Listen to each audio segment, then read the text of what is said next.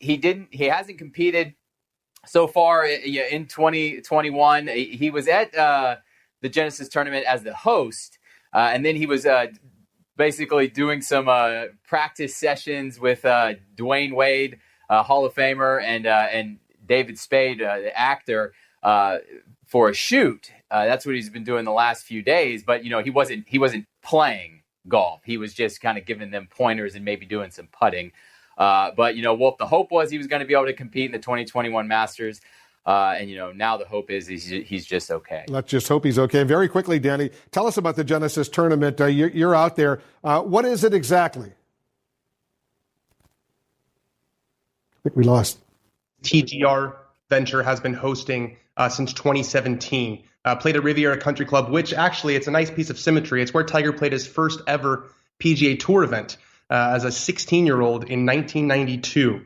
So he comes back full circle. He's played in it the last couple of years. This year, obviously, was not playing as he continued to recover from back surgery. But he was out there a little bit on Saturday and then more extensively on Sunday to watch the action. It ended up being won by Max Homa. And Tiger was on the putting green, smiling, handing him the trophy. He was definitely a part of the ceremonies that day. So it's Tiger's event. They have kind of three players have events on the PGA Tour, and it's very symbolic of their stature in the game. You've got Jack Nicklaus with the Memorial Tournament. You've got Arnold Palmer with the Arnold Palmer Invitational at Bay Hill, and now Tiger Woods with the Genesis Invitational. So it was a celebration. It's a tournament that benefits his foundation, the TGR Foundation, which I can say from firsthand is something that he takes great pride in.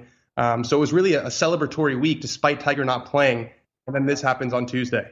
Yeah, we can see local authorities collecting parts from that vehicle and putting it on one of the trucks over there. You can see on the left part of the street over there. You can see the car, the vehicle that Tiger Woods was driving, which went off the side of the road and crashed. We're going to stay on top of this. Much more coming up. We got a news conference right at the top of the hour. We'll get back to that. But right now, quickly, I want to report on some major dramatic developments unfolding here in Washington up on Capitol Hill, where lawmakers held the first hearing looking into the January 6th insurrection. Our justice correspondent, Jessica Schneider, is joining us. Jessica, we learned some very disturbing new information today. We did, Wolf, and this is the first time we're hearing directly from those officials who made the decisions on that fateful day. They knew that there could be violence, but they say they weren't prepared for the beating of officers with everything from pipes to flagpoles, or the fact that these rioters had their own radio system to coordinate the attack.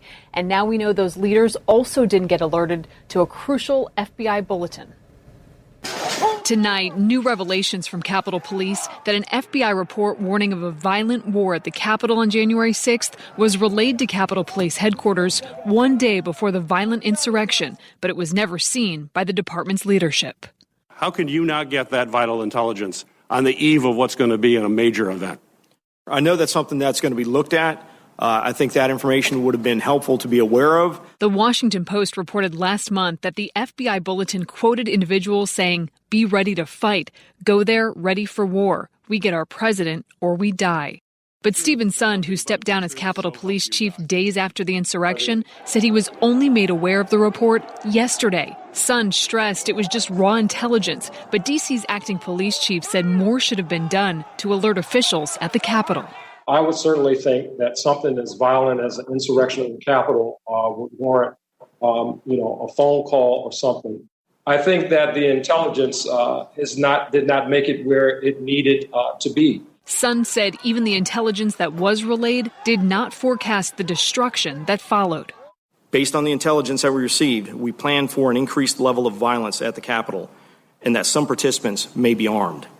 But none of the intelligence we received predicted what actually occurred. We properly planned for a mass demonstration with possible violence. What we got was a military-style coordinated assault on my officers and a violent takeover of the Capitol building. All of the officials testifying agreed the groups that converged on the Capitol were in fact coordinated. Do you agree that there is now clear evidence that supports the conclusion that the January 6th insurrection was planned and it was a coordinated attack on the U.S. Capitol? Yep. Yes. Would you agree that this attack involved white supremacists and extremist groups?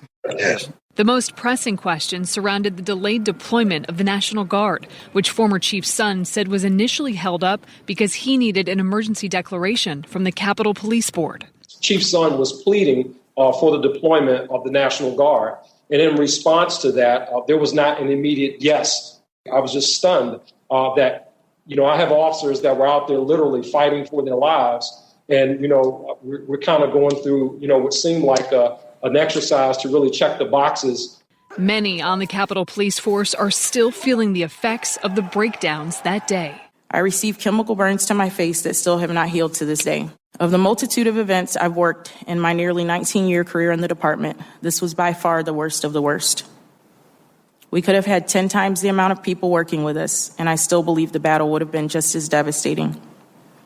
As an American and as an Army veteran, it's sad to see us attacked by our fellow citizens. It was also revealed today that most of the Capitol Police officers were not equipped with riot gear or the right kind of training to respond to the violence they faced. There will be another hearing next week that will include with the FBI, the Homeland Security, and the Defense Department, where, Wolf, there will definitely be more inquiries about why it took so long to get National Guard troops to respond to the Capitol. Wolf. All right, Jessica, thanks very much. We'll have more on that coming up as well. But when we come back, the breaking news. Law enforcement officials are about to hold a news conference on the rollover accident that has Tiger Woods hospitalized right now with multiple fractures. We have new details about the crash. That's next.